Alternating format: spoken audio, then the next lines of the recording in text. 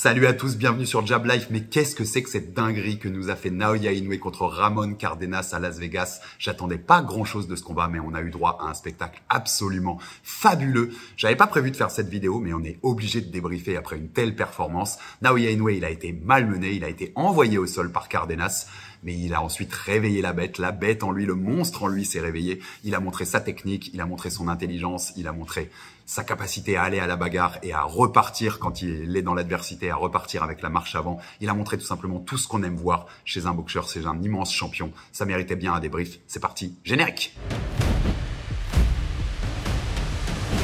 Quel combat, quel boxeur, quel champion. Il y a beaucoup de choses à dire sur la victoire de Naoya Inoue sur Ramon Cardenas. C'était ce dimanche à Las Vegas, le retour de la superstar japonaise dans le Nevada pour la première fois depuis 4 ans. Il était beaucoup plus attendu qu'à l'époque, notamment par le public américain.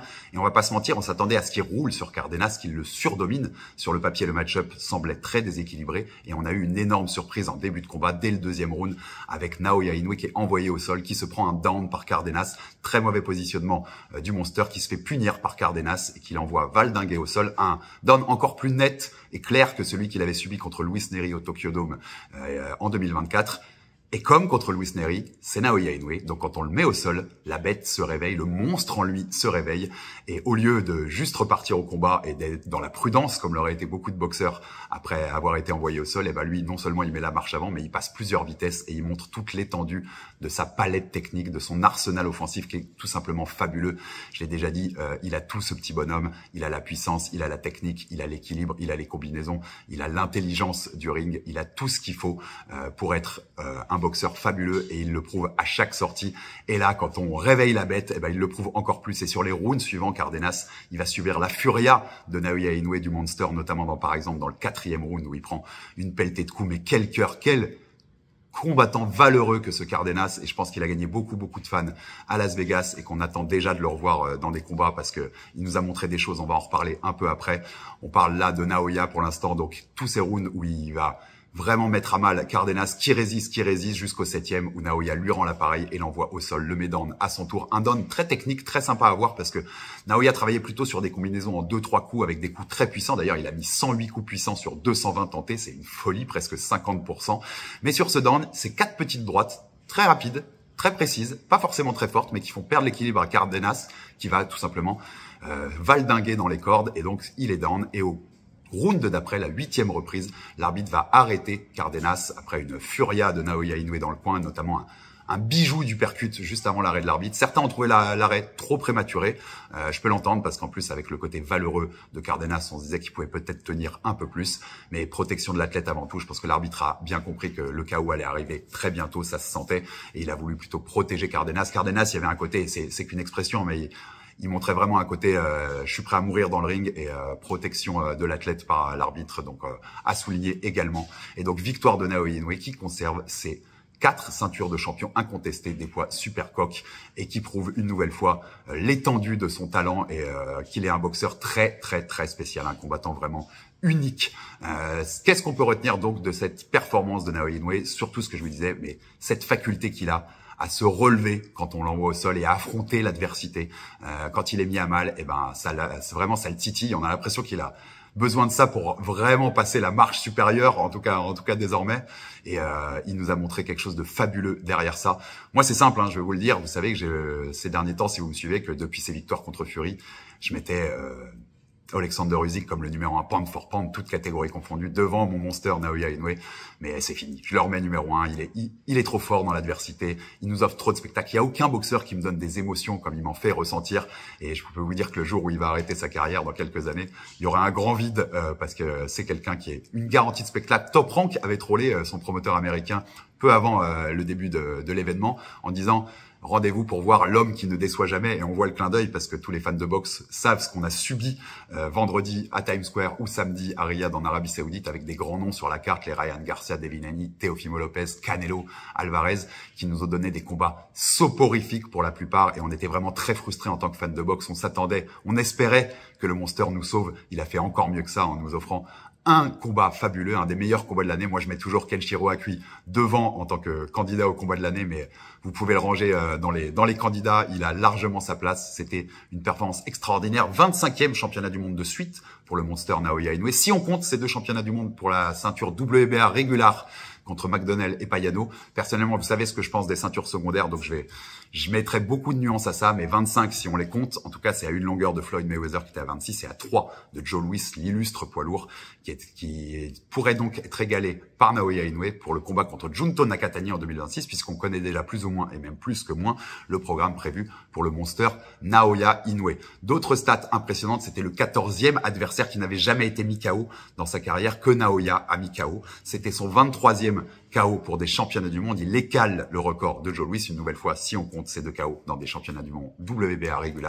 Mais ça vous montre, voilà, ce genre de chiffres, l'étendue de ce qu'est en train de réaliser le Monster dans sa carrière. Un petit dernier pour finir, 11e KO consécutif dans des championnats du monde. Il est 3e depuis le début des années 60 sur une telle série à égalité avec Terence Crawford.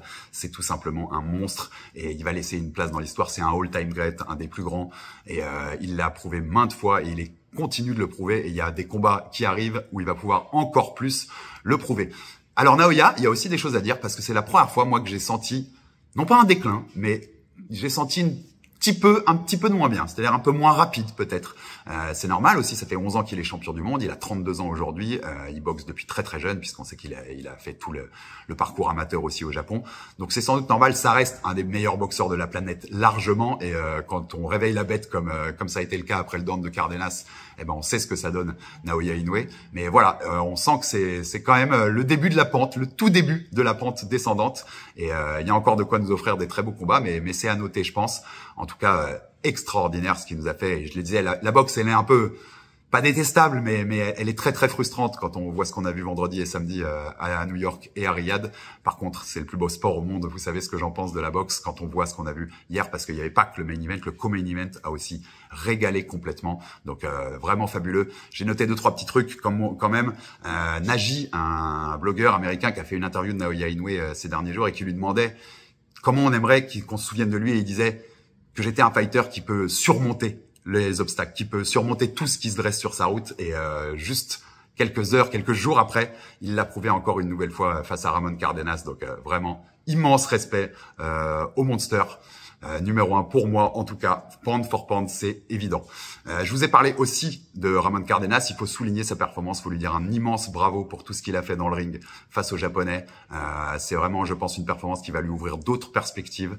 Et notamment, par exemple, moi, c'est quelqu'un que j'aimerais beaucoup voir accueillir Junto Nakatani, donc l'autre grande star de la boxe au Japon, ton rêve du combat contre Naoya Inoue en 2026 au Tokyo Dome. Il va essayer d'unifier contre Ryosuke Nishida. Ce sera début juin au Japon pour unifier 2 ceintures, la WBC et l'IBF chez les poids coqs, les poids bantam. Et ensuite, on l'espère le voir monter en super bantam justement pour préparer ce combat contre Naoya Inoue. Et je pense que Ramon Cardenas serait une bonne personne, un bon boxeur pour accueillir notre ami Nakatani et se tester avant cet éventuel et qu'on espère tous combat contre Naoya Inoue. Je vous parlais aussi du co-main event avec Rafael Espinoza qui a conservé sa ceinture WBO des plumes contre Vasquez.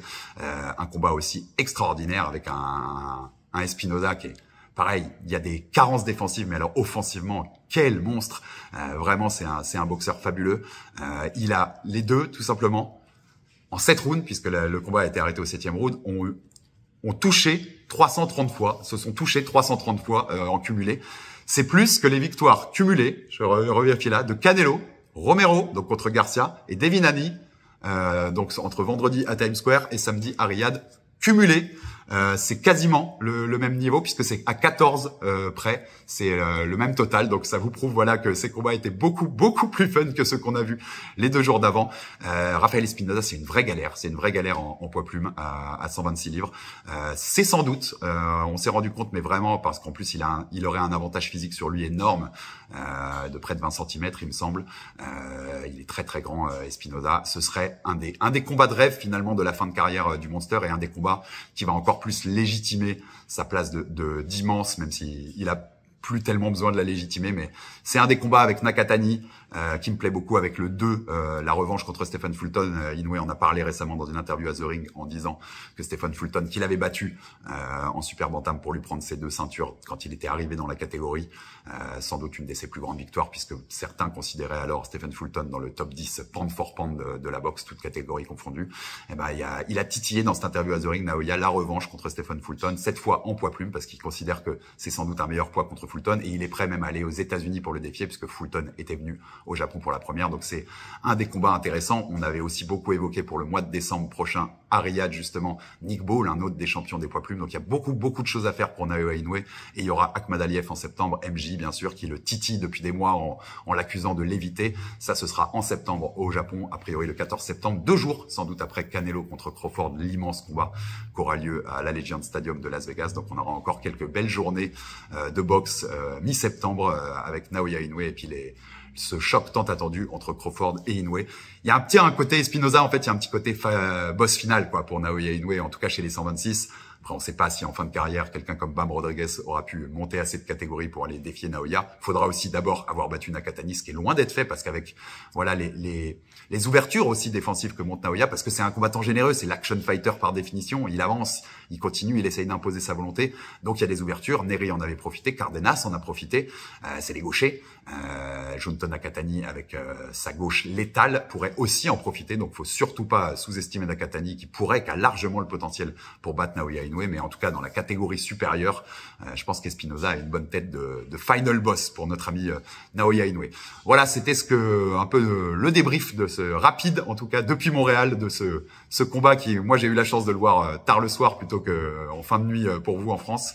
Mais il m'a laissé éveiller quelques temps après. J'étais là à tweeter compulsivement et à aller voir tout ce qui se disait sur ce combat, parce que c'est le genre de combat qu'on n'oublie pas, c'est le genre de soirée qu'on n'oublie pas.